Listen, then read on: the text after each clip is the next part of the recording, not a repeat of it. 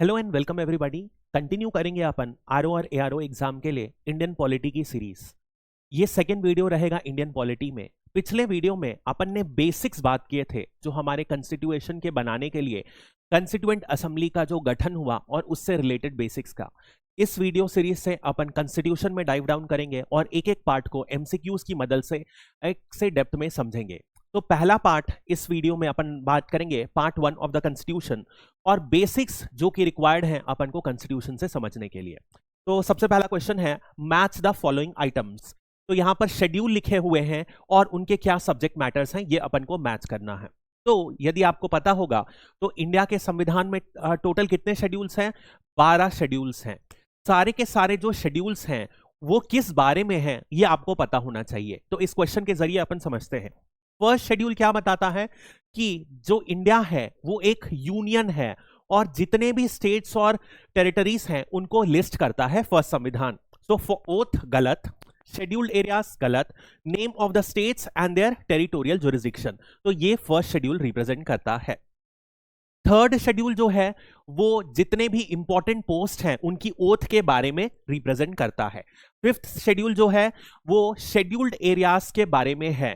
Scheduled areas basically हमारे संविधान में वो एरियाज हैं जो ट्राइबल एरियाज कंस्टिट्यूट करते हैं, जहां पर ट्राइबल ज्यादा मौजूद रहते हैं। तो उन प्रोविजंस के लिए संविधान में एक अलग शेड्यूल दिया गया है, फिफ्थ शेड्यूल, जिस पर अपन आगे देखेंगे। कुछ प्रोविजंस हैं जैसे कि ट्राइबल एडवाइजरी काउंसिल यहां पर बनाई जाती है और आम लोगों की अपेक्षा आम गवर्नेंस सिस्टम से ज्यादा ट्राइबल्स लोगों को कुछ ज्यादा अधिकार दिए गए हैं फिफ्थ शेड्यूल। और इसके अलावा सिक्स्थ शेड्यूल भी ऐसा ही है जो नॉर्थ ईस्ट के स्टेट्स के लिए इंट्रोड्यूस किया गया है, तो शेड्यूल्ड एरियाज। और यदि सेवेंथ शेड्यूल अपन बात करें तो वो 3 लिस्ट के बारे में मेंशन करता है जो कि है यूनियन लिस्ट, स्टेट लिस्ट और कॉन्करेंट लिस्ट। इन तीनों के बारे में मेंशन करता है। तो this would be the answer. तो अपन समझते हैं सारे के सारे शेड्यूल्स क्या हैं। पहला शेड्यूल अपन ने देख लिया, क्या करता है, सारे के सारे स्टेट्स के बारे में मेंशन करता है और ये कहता है कि इंडिया एक यूनियन है। दूसरा शेड्यूल यदि अपन बात करें तो वो जितने भी इंपॉर्टेंट ऑफिसर्स हैं जैसे कि जजेस हो गए, कॉन्स्टिट्यूशनल पोस्ट हो गई, प्रेसिडेंट, स्पीकर, चेयरमैन, उनके सारे के सारे अलाउंसेस यानी उनकी क्या क्या सैलरी है और उनके क्या प्रिविलेजेस हैं वो मेंशन करता है। थर्ड शेड्यूल अपन ने ऑलरेडी कर लिया, ओथ को मेंशन करता है इन्हीं ऑफिसर्स से रिलेटेड। फोर्थ शेड्यूल जो है तो स्टेट्स में कितनी सीट अलॉट की गई है राज्यसभा में वो फोर्थ शेड्यूल में मेंशन है। हर स्टेट को फिक्स सीट अलॉट हुई है उसका मेंशन यहां पर किया है। फिफ्थ सिक्स अपन ने देख लिया, ट्राइबल एरिया से रिलेटेड हैं जहां पर कुछ प्रोविजन ज्यादा, कुछ हेल्प जो पावर्स हैं ज्यादा दिए गए हैं उनको। सेवेंथ भी अपन ने देख लिया, 3 लिस्ट हैं।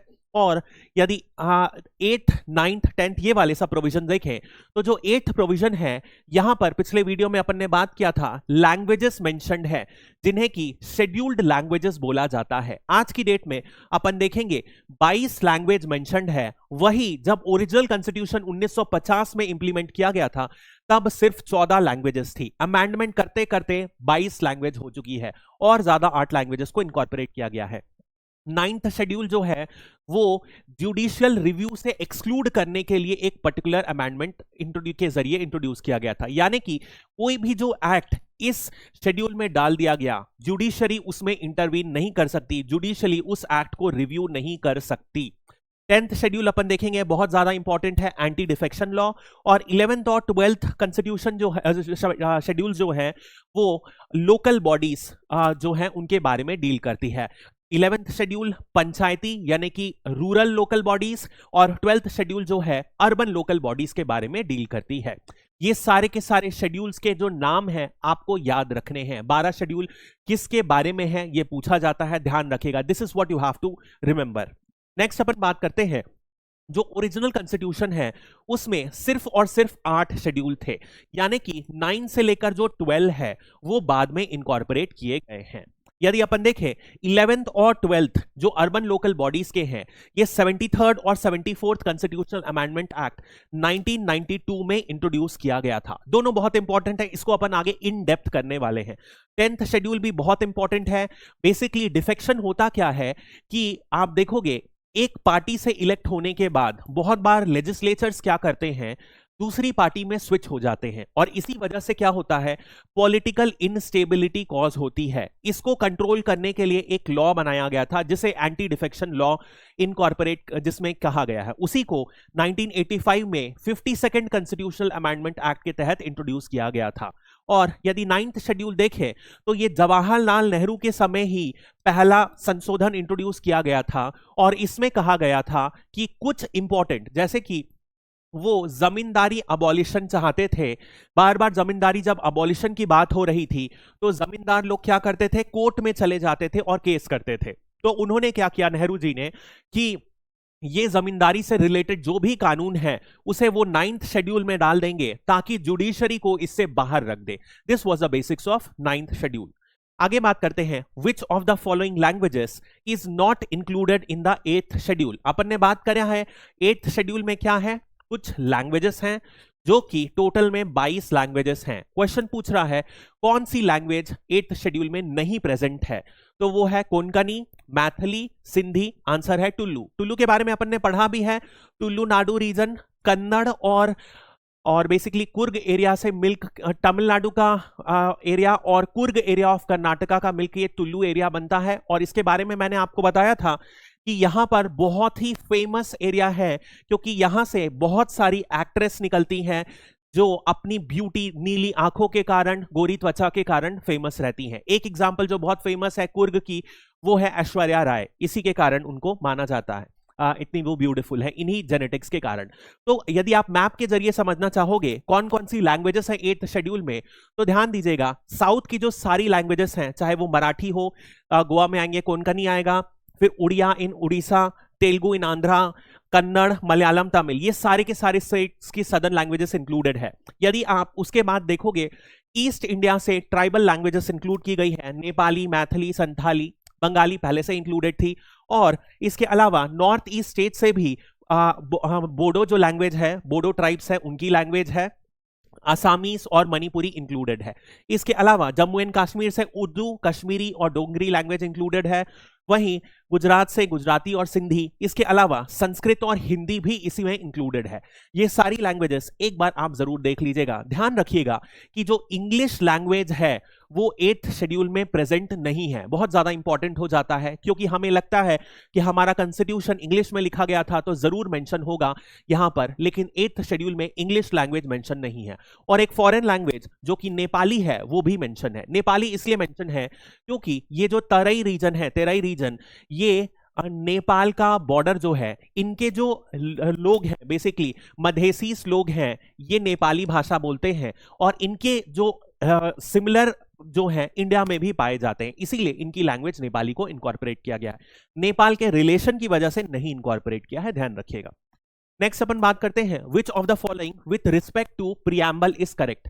आपको याद होगा प्रियम्बल के बारे में अपन ने थोड़ी सी बात की है कि प्रियम्बल किसकी वजह से इंट्रोड्यूस किया गया था। ऑब्जेक्टिव रिजोल्यूशन अपन ने देखा था जो नेहरू जी ने 13 दिसंबर 1946 में इंट्रोड्यूस किया गया, उसी के तहत बाद में उससे प्रियम्बल इंट्रोड्यूस किया गया था। और ये क्या करता है, कॉन्स्टिट्यूशन की बेसिक फिलॉसफी और आइडियोलॉजी को दर्शाता है। Indian constitution was the first to begin with a preamble। क्या विश्व में भारत का संविधान पहला ऐसा था जो प्रियम्बल से बिगिन किया? ये स्टेटमेंट गलत है क्योंकि सबसे पहला जो कॉन्स्टिट्यूशन था वो अमेरिकन कॉन्स्टिट्यूशन था जो प्रियम्बल से बिगिन किया। Preamble to the Indian constitution is based on objective resolution, ये अपन ने देखा है, ये स्टेटमेंट सही है। It has never been amended, गलत। अमेंडमेंट हुआ है एक बार, 42nd कॉन्स्टिट्यूशनल अमेंडमेंट एक्ट में इसे मॉडिफाई किया गया है। 3 वर्ड इंट्रोड्यूस किए गए थे, अब आगे देखेंगे। Preamble is a part of the constitution of India, ये बात भी सही है, प्रियम्बल भारत के कॉन्स्टिट्यूशन का पार्ट माना गया है। तो बी और डी स्टेटमेंट सही है। इसके बारे में मैं थोड़ी सी स्टोरी बताता हूं। एक्चुअली हुआ क्या था, ये हमेशा से डिबेटेबल माना गया था, क्या प्रियम्बल कॉन्स्टिट्यूशन का पार्ट है कि नहीं है। तो हुआ ऐसा कि ये मैटर गया सुप्रीम कोर्ट के पास और सुप्रीम कोर्ट में सबसे पहली बार गोलकनाथ केस हुआ था। उस केस में क्या हुआ था, सुप्रीम कोर्ट ने जजमेंट दिया कि जो प्रियम्बल है वो भारत के संविधान का पार्ट नहीं है। लेकिन फिर से ये 1967 का केस है। उसके बाद 1973 में फिर से एक फेमस केस हुआ जिसके बारे में आप न्यूज में भी पढ़ते होंगे, अपन आगे डेप्थ में भी पढ़ेंगे, केशवानंद भारती केस। ये केशवानंद जो थे, ये केरल के एक संत आदमी थे, केशवानंद भारती केस। इस केस में क्या हुआ था कि इस जजमेंट में सुप्रीम कोर्ट ने बोला था कि जो प्रियम्बल है भारत के संविधान का ही पार्ट है। तो इसके तहत क्लियर हो गया कि जो भारत का संविधान का इंपॉर्टेंट पार्ट बनता है प्रियम्बल। तो आंसर क्या होगा, बी और डी। तो answer would be B and, तो answer would be B and D. It's गलत लिखा है, यहां पर होगा बी एंड डी। तो यदि बी आंसर है तो बी और डी होगा, it has been amended. Next अपन बात करते हैं, which constitutional amendment act inserted the words socialist, secular and integrity into the preamble in the Indian constitution. तो एक ही बार आप ध्यान रखिएगा, भारत के जो प्रियम्बल है उसका अमेंडमेंट हुआ है, और वो था 42nd कॉन्स्टिट्यूशनल अमेंडमेंट एक्ट। ये कब पास हुआ था, जब भारत में इमरजेंसी चल रही थी, उसी समय 1976 में इसे पास किया गया था, जिसके जरिए 3 नए शब्द इनकॉर्पोरेट किए गए थे, सोशलिस्ट, सेक्युलर और इंटीग्रिटी। ध्यान रखिएगा, तो आंसर इज 42nd अमेंडमेंट 1976। ठीक है, नेक्स्ट अपन एक बार आपने को पता होना चाहिए प्रियम्बल होता क्या है, थोड़ा सा बेसिक्स देखते हैं। यानी कि देखो, we the people of India, यानी कि प्रियम्बल क्या बोल रहा है कि जो पीपल है उनसे हमारी जो शक्तियां हैं वो डिराइव हो रही हैं। यानी कि डेमोक्रेसी की जो पावर है वो किससे डिराइव हो रही है, we the people of India, इससे ये रिजॉल्व हो रही है। ये कॉन्स्टिट्यूशन में क्लियर लिखा गया है। और यहां पर ये जो 3 शब्द हैं, सोशलिस्ट, सेक्युलर, ये जो 2 शब्द, और नीचे यदि आप देखोगे इंटीग्रिटी है, ये जो तीनों शब्द हैं, इसे अपन ने जो देखा 42nd कॉन्स्टिट्यूशनल अमेंडमेंट एक्ट से इंट्रोड्यूस किया गया। इसके अलावा इन्होंने क्या चाहते हैं, यानी कि पावर कहां से आ रहा है, लोगों से। और ये जो कॉन्स्टिट्यूशन है ये क्या चाह रहा है, ये चाह रहा है कि हर बंदे को जस्टिस मिले, लिबर्टी मिले, इक्वालिटी मिले और फ्रेटर्नल बॉन्ड्स हो, ऐसा ये संविधान कह रहा है। और ये भी कह रहा है कि ये जो कॉन्स्टिट्यूशन है 26 ऑफ नवंबर 1949, इसके बारे में अपन ने पिछले वीडियो में देखा था, उस दिन ये जो है पास होता है। तो इतनी चीजें हमारे प्रियम्बल में मेंशन है, ध्यान रखिएगा। किससे पावर आता है, लोगों से पावर आता है। क्या क्या संविधान अचीव करना चाहता है, जस्टिस, लिबर्टी, इक्वालिटी, फ्रेटर्निटी। और कब ये लागू हुआ था, 26 नवंबर 1949 को इसका रेजोल्यूशन पास हुआ, ये भी यहीं पर बताता है। अब ये जो नाम देखा अपन ने सोशलिस्ट, ये अभी अपन ने देखा 42nd कॉन्स्टिट्यूशनल अमेंडमेंट में इंट्रोड्यूस किया गया था। एक क्वेश्चन है जो सीटेट में 2022 में पूछा गया है, a secular state in the Indian context is, क्या मतलब इसका होता है, allows individual the freedom to live by their religious beliefs, यानी कि कोई भी इंडिविजुअल जो है अपनी धार्मिक बिलीफ के हिसाब से रह सकता है, बिल्कुल सही बात है। डज नॉट रिकॉग्नाइज रिलीजन, बिल्कुल गलत बात है। क्या इंडियन जो स्टेट है अलग अलग रिलीजन को रिकॉग्नाइज नहीं करता, सारे को करता है। तो यहां चाहे वो हिंदू हो गए, चाहे वो इस्लाम, चाहे हिंदुइज्म हो गया, इस्लाम हो गया, क्रिश्चियनिटी हो गया, सारे के सारे रिलीजन को रिकॉग्नाइज करता है। प्रैक्टिसेस ओनली वन रिलीजन, बिल्कुल गलत बात है। Keeps the power of religion and state separate from each other, ये स्टेटमेंट गलत है। अब देखिए मैं आपको एक बेसिक बताता हूं, 2 टाइप के सेक्युलरिज्म होते हैं। एक जो है, यदि आप देखोगे, वो है फ्रांस का सेक्युलरिज्म। जो फ्रांस का सेक्युलरिज्म है उसके कंटेक्स्ट में ये स्टेटमेंट सही है, keeps the power of religion, यानी कि रिलीजन अलग, स्टेट अलग, जहां पर भी स्टेट का कॉमन होगा वहां पर रिलीजन नहीं आएगा। यानी कि फॉर एग्जाम्पल, जैसे कि आप देखे होंगे बहुत बार मूवीज में आता है कि फ्रांस में जो बुर्खा पहनना होता है वो भी परमिट नहीं होता है, काला हिजाब पहनना परमिट नहीं होता है। क्यों? क्योंकि फ्रांस का कहना है आप कोई भी ऐसी चीज जो आपके धर्म को पब्लिकली डिस्प्ले करता है वो आप फ्रांस में नहीं कर सकते। लेकिन इंडिया में ऐसा कोई भी कड़ा सेक्युलरिज्म नहीं है। इंडिया में बोला जाता है कि आप अपने धर्म को प्रैक्टिस करो, बिल्कुल प्रैक्टिस करो, बट यहां पर जो स्टेट है कहीं पर भी डिफरेंशिएट नहीं करेगा अलग अलग धर्मों के बीच में, यह बात है। इसी वजह से आप देखोगे तो जहां पर कई स्टेट्स ने बहुत सारे आजकल पिलग्रिमेज ओल्ड एज का पिलग्रिम करने को सब्सिडी देते हैं, वहीं 2014 तक हज करने की भी सरकार सब्सिडी देती थी मुस्लिम्स लोगों को, यानी डिफरेंशिएट नहीं करती है। That is the basic. तो आंसर क्या होगा? ए वुड बी द आंसर। यानी कि हमारे यहां धर्म के बीच में डिफरेंशिएशन नहीं होता है, इसी को इंडियन सेक्युलरिज्म कहा जाता है। और स्टेट जरूरत पड़ने पर धर्म के मसलों पर इंटरफेयर कर सकता है। So this is the meaning of secularism. Next अपन बात करते हैं part 1 of the Indian constitution, जो कि आर्टिकल 1 से लेकर 4 के बारे में है, जो यूनियन के बारे में बात करता है, भारत का यूनियन क्या है। तो क्वेश्चन देखते हैं, consider the following about article 1। Article 1 से रिलेटेड क्या है? It mentions both India and Bharat as the name of the country. ये स्टेटमेंट बिल्कुल सही है। अब देखिए, कुछ समय पहले ये कंट्रोवर्सी हुई थी कि इंडिया को रीनेम कर दिया गया है भारत। अब ये क्लैरिटी आप समझिए कि भारत और इंडिया दोनों में ही एक ही हमारे संविधान में लिखा गया है, लेकिन पहले किया गया है इंडिया, यानी कि इसमें लिखा गया है India that is Bharat is a union, ऐसा करके लिखा गया है। यानी कि एक बात क्लियर है कि इंडिया दैट इज भारत दोनों ही हमारे संविधान में लिखे गए हैं। बट एक बात और ध्यान रखिएगा कि यहां पर यूनियन का प्रयोग किया गया है। यूनियन और फेडरेशन में थोड़ा सा अंतर होता है, वो मैं अभी आपको समझाऊंगा। It describe as in India as union of states instead of federation, ये भी बिल्कुल स्टेटमेंट सही है। और है it includes territories of India to mean states and union territories only. यहां पर तीन बातें कही गई हैं आर्टिकल 1 में, तीनों बहुत ज्यादा इंपॉर्टेंट है। ये जो थर्ड स्टेटमेंट है रॉन्ग हो जाता है। तो आंसर है ए और बी। सो यदि अपन समझते हैं कि सबसे पहले बोथ भारत और इंडिया संविधान में क्लियर लिखा गया है। अब दूसरी चीज यदि अपन समझते हैं तो एक होता है यूनियन और एक होता है फेडरेशन। तो फेडरेशन का मतलब क्या होता है? जब कोई एग्रीमेंट के तहत अलग अलग स्टेट्स मिलके एक कॉमन कंट्री बनाने की कोशिश करते हैं, जब ऐसा एग्रीमेंट होता है तो उसे फेडरेशन कहते हैं। यूनियन में ऐसा कुछ एग्रीमेंट नहीं होता है, यही डिफरेंस है। क्या भारत के जब संविधान बना तो अलग अलग प्रिंसली स्टेट्स के बीच में और भारत ब्रिटिश इंडिया के बीच में एग्रीमेंट हुआ था? नहीं हुआ था। इसी वजह से इंडिया यूनियन है, फेडरेशन नहीं है, यह बात ध्यान रखना। और इसी वजह से आप देखोगे यदि भारत के संविधान से कोई स्टेट अलग होना चाहे तो उसे परमिशन नहीं है। तो जैसे मूवमेंट्स, फॉर एग्जांपल पहले 1986 के पहले मिजोरम अलग होना चाहा, नागालैंड 1961 के पहले अलग होना चाहा, तो इन्हें कभी भी सेंट्रल गवर्नमेंट माननी नहीं दी गई है और इन्हें सप्रेस की है, क्योंकि यूनियन के तहत आपको भारत से अलग होने की परमिशन नहीं मिलती है। ये पहली चीज है। दूसरी चीज आपको याद रखना है, जहां पे टेरिटरीज जो मतलब हुआ है, टेरिटरीज तीन चीज यहां पर इस आर्टिकल में मतलब होता है। यानी कि सबसे पहला है स्टेट्स, दूसरा है यूनियन टेरिटरीज और तीसरा एक और टेरिटरीज जो कि टेरिटरी फ्यूचर में भारत कॉन्कर कर ले।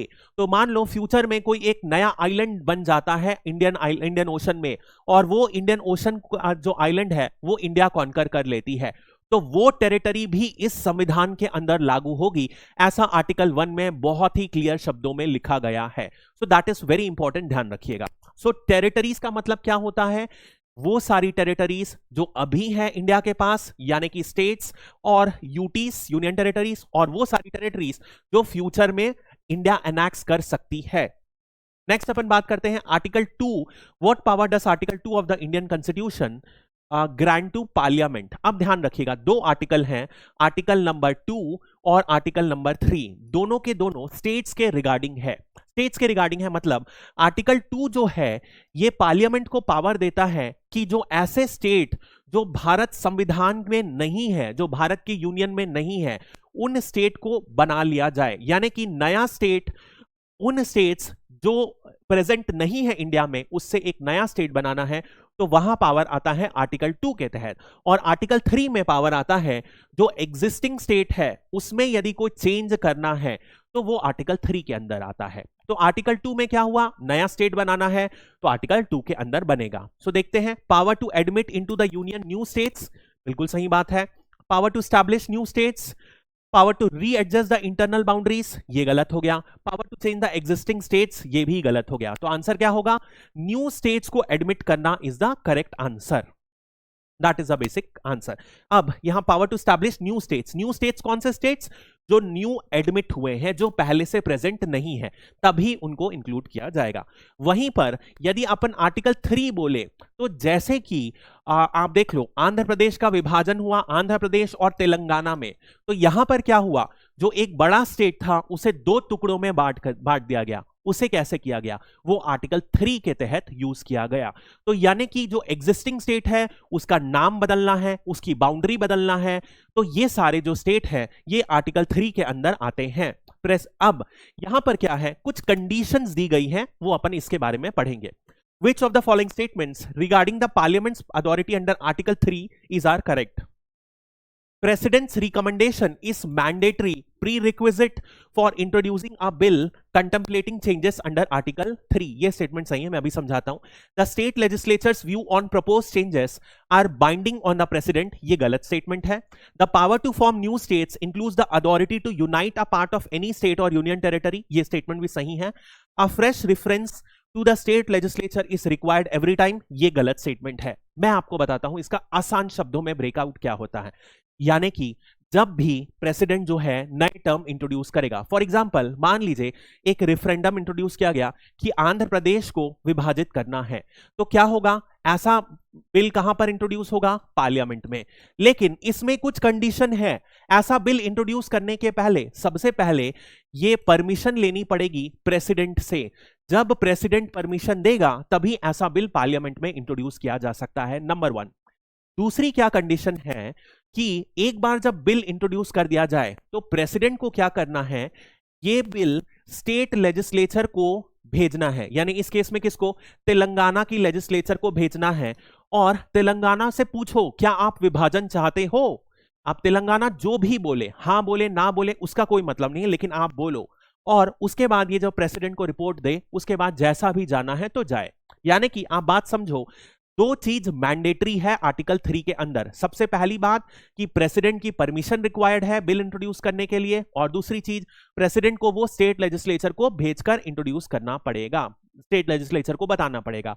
स्टेट लेजिस्लेचर हां बोले ना बोले कोई मतलब नहीं है. जैसे फॉर एग्जांपल आंध्र प्रदेश को जब यह बिल भेजा गया तो आंध्र प्रदेश बोला नहीं, हमें विभाजन नहीं चाहिए. लेकिन ऐसा ही बिल जब मध्य प्रदेश को भेजा गया था छत्तीसगढ़ से, तो उन्होंने कहा कि हाँ हमें विभाजन चाहिए.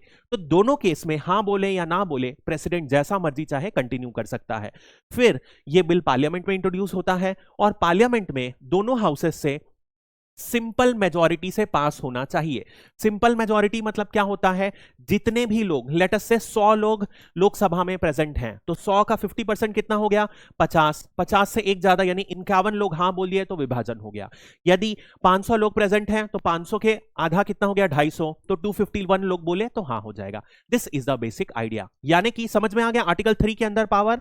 यहां पर नया स्टेट बनाने के लिए, एरिया कम ज्यादा करने के लिए, या तो नाम बदलने के लिए इस पावर को यूज किया गया है आर्टिकल 3 के लिए. और दो कंडीशन जो है वो मैंने आपको बता दी.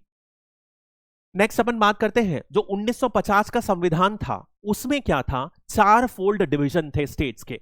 सबसे पहले वो 4 थे, part A B C D. Part A में जो थे, जो प्रिंसली स्टेट्स थे उनको इंक्लूड किया गया था. पार्ट बी में जो थे उसमें 9 गवर्नर प्रोविंस थे, यानी कि बेसिकली जो आप मान लो जो बड़े बड़े राज्य थे जैसे कि बंगाल, जिसमें बंगाल, मद्रास, बिहार ये सब थे. और पार्ट सी में जो था अंडमान एंड निकोबार इंक्लूडेड था. और पार्ट डी में चीफ कमिश्नर प्रोविंस, यानी कि आज की डेट में यूनियन टेरिटरीज इसको बोलते हैं, वो ब्रिटिश जमाने की उन्हें चीफ कमिश्नर प्रोविंस कहते थे, वो यहां पर इंक्लूड थे. सारे स्टेट्स को 4 विभाजन में इंट्रोड्यूस किया गया था. जब बाद में 1956 में स्टेट रीऑर्गेनाइजेशन एक्ट पास हुआ तो ये अलग अलग जिस विभाजन था, इस विभाजन को खत्म किया गया और कहा गया अब बस एक चीज है स्टेट्स है और दूसरा चीज है यूनियन टेरिटरीज. ये अलग तरीके के स्टेट कुछ भी नहीं है.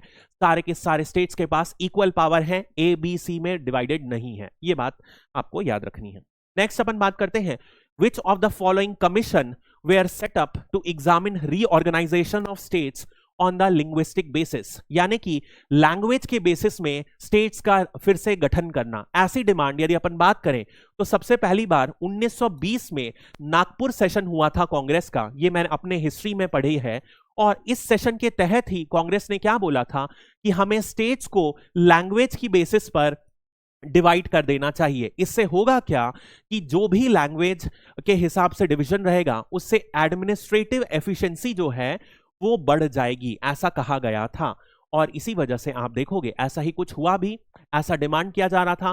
बट जब बाद में 1947 में पार्टीशन हुआ तो जो लीडर्स थे, जो सेंट्रल गवर्नमेंट के जैसे नेहरू जी, उनको डर लगने लगा कि यदि अभी विभाजन हुआ है और अपन स्टेट्स को भी लैंग्वेज के बेसिस में डिवाइड करें तो हो सकता है दंगे फसाद बढ़ जाएं और हो सकता है और ज्यादा सेपरेट करने की डिमांड हो, जैसे कि साउथ में ऑलरेडी एक द्रविड़ नाडु या पूरा का पूरा सदर्न स्टेट्स अलग कंट्री की डिमांड कर रहे थे, ऐसा कुछ इंसिडेंट्स ना हो इसी वजह से इन्होंने क्या किया, जो लैंग्वेज के बेसिस में डिवीजन है उसको पोस्टपोन कर दिया। बट समय समय पर मांग उठती रही, इसी कारण अलग अलग कमिटीज बनते रही जो इस मुद्दे को एग्जामिन करते रही। तो क्वेश्चन पूछ रहा है कौन सी वो 3 कमिटी है, Dhar commission, JVP commission, Faizal Ali commission. Answer है तीनों। तो सबसे पहले धार कमीशन, ये एक सुप्रीम कोर्ट के जज थे एसके धार, उनके नाम पे दी गई थी। जेवीपी मतलब कि जवाहरलाल नेहरू, वी से वल्लभ भाई पटेल और पी से पिताभी सीतारमैया, ये तीनों के नाम से ये कमिटी का नाम जेवीपी कमिटी बनी गई थी। और बाद में फैजल अली कमीशन भी बनी थी जो 1953 में बनी, जिसके बेसिस पे 1956 का स्टेट रीऑर्गेनाइजेशन एक्ट पास हुआ था। अब यदि अपन धार कमीशन और जेवीपी कमीशन देखें तो इन दोनों ने कहा कि लैंग्वेज के बेसिस में भैया आप स्टेट को विभाजित मत करो, क्योंकि अभी क्या जरूरत है कि अभी हमें भारत की यूनिटी एंड इंटीग्रिटी में ज्यादा ध्यान देने की जरूरत है।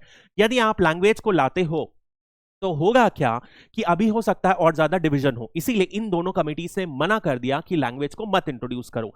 बट फिर हुआ क्या था, किसी कारणवश एक पहला लिंग्विस्टिक जो स्टेट था वो तेलुगु स्पीकिंग लोगों का आंध्रा स्टेट बना, और जब आंध्र प्रदेश बन गया तो उसके बाद बाकी सारे जो स्टेट्स हैं और ज्यादा डिमांड करने लग गए। फिर से एक कमिटी बनी फैजल अली कमीशन, और उसने अप्रूवल दे दिया कि हमें स्टेट्स को रीऑर्गेनाइज करने की जरूरत है बेसिस ऑफ लैंग्वेज। ये है पूरी हिस्ट्री। तो समझ में आ गया धार कमीशन ने क्या बोला, लैंग्वेज के बेसिस में नहीं करो। उसके बाद फिर से जेवीपी कमिटी ने क्या बोला, लैंग्वेज के बेसिस में मत करो। और उसके बाद क्या हुआ, धार कमीशन अपन देखेंगे, जो इसके बाद अपन ने देखेंगे फैजल अली कमीशन जो है बोलेगी लैंग्वेज के बेसिस में डिवीजन करो स्टेट्स का, ताकि एडमिनिस्ट्रेटिव एफिशिएंसी बढ़ सके। तो अब देखते हैं, which of the following reasons led to the government of India to accept the creation of Andhra state on linguistic lines in 1953। तो 1953 के पहले यदि आप देखोगे तो जो आंध्र प्रदेश था आज की डेट में उस समय के मद्रास स्टेट का पार्ट था। उसके बाद भी आप देखोगे तो यहां पर बहुत सीवियर प्रोटेस्ट हो रहा था, और इसी प्रोटेस्ट की वजह से क्या हुआ, एक गांधीयन मेंबर थे जो 56 डेज से उपवास रख रहे थे, हंगर प्रोटेस्ट कर रहे थे, हंगर स्ट्राइक में कि हमें एक स्टेट चाहिए, और 56th डे में उनकी डेथ हो गई, और उनका नाम है पोटी श्रीमालू। ये जो थे 56th डे में उनकी डेथ हो गई, और उसके बाद में पूरे के पूरे प्रेजेंट डे आंध्र प्रदेश में एक प्रोटेस्ट आ गया, जिसकी वजह से सरकार मजबूर होके आंध्र प्रदेश को मद्रास से क्रिएट कर दी। और इसी के बाद जब एक लिंग्विस्टिक स्टेट, एक लैंग्वेज के बेसिस पर एक स्टेट बन गया, तो क्या हुआ, पूरे के पूरे देश में फिर से डिमांड उठने लग गई। इसी वजह से पूरे के पूरे मैटर को स्टडी करने के लिए एक नई कमिटी बनी, फैजल अली कमीशन, और उन्होंने लैंग्वेज के बेसिस में यस बोल दिया, और पूरे के पूरे जो 4 अलग अपन ने देखा part A, part B, part C, part D states थे, उनको खत्म कर दिया, और बेसिक जो आज का स्ट्रक्चर है, मोटा मोटा ऐसा कुछ स्ट्रक्चर स्टेट्स में आ गया। तो this was a basic idea. यानी कि आप देखो जैसे कुछ मॉडिफिकेशन हुई उसके बाद में, जैसे कि उत्तराखंड बाद में यूपी से निकल गया, बिहार और झारखंड का डिवीजन हो गया, उसके बाद आज की डेट में जम्मू एंड कश्मीर का विभाजन हो गया, एमपी का सीजी से विभाजन हो गया, लेकिन और नॉर्थ ईस्ट में मेजर विभाजन हुआ, मेजर स्प्लिट्स हुए, क्योंकि पहले पूरा का पूरा नॉर्थ ईस्ट आसाम हुआ करता था फिर, लेकिन ये लैंग्वेज के बेसिस में नहीं, ये उनके बेसिकली अलग रीजंस के वजह से उनके एथनिक सिटी के बेसिस में हुआ। लेकिन जो मेजर रीऑर्गेनाइजेशन हुआ है, स्टेट रीऑर्गेनाइजेशन एक ही बार हुआ है, उसको कहा जाता है फैजल अली कमीशन के बेसिस पर। ये 1953 में कमीशन सेटअप हुई थी, और इस कमीशन के बेसिस पर इन्होंने जब जजमेंट दिया तो एक एक्ट पास हुआ, स्टेट रीऑर्गेनाइजेशन कमीशन एक्ट, और इस एक्ट के बेसिस पे क्या हुआ, पूरे के पूरे इंडिया को लैंग्वेज के बेसिस में डिवाइड कर दिया गया, और जो प्रेजेंट स्ट्रक्चर है मोटा मोटा ऐसा कुछ स्ट्रक्चर आपको स्टेट्स के बेसिस में दिखेगा। तो that's all for this topic. अगले टॉपिक में अपन पार्ट 2 पार्ट 3 में जाएंगे, और ऐसे ही कंटिन्यू करेंगे। स्टार्टिंग के जो 51 आर्टिकल्स हैं भारत के संविधान के, वो सबसे ज्यादा टाइम लेंगे, क्योंकि उनसे क्वेश्चन ज्यादा पूछे जाते हैं, थोड़ा सा डेप्थ में अपन को करना पड़ेगा, और 51 के बाद वाले जो पार्ट्स हैं बहुत ही जल्दी हो जाएंगे। So till then keep watching, and I hope you like the video. Thank you and have a great day.